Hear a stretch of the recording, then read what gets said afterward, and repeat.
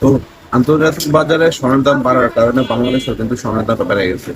তো আজকে মার্চ মাসের 2 তারিখ 2026 রোজ সোমবার।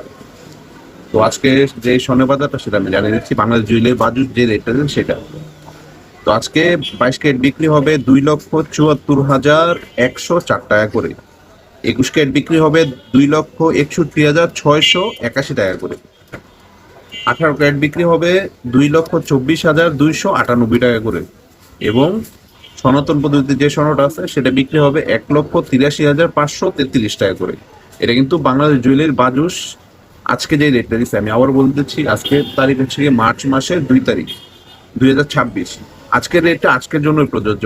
আজকের রেটটা কিন্তু আগামীকালকের জন্য প্রযোজ্য হয় না।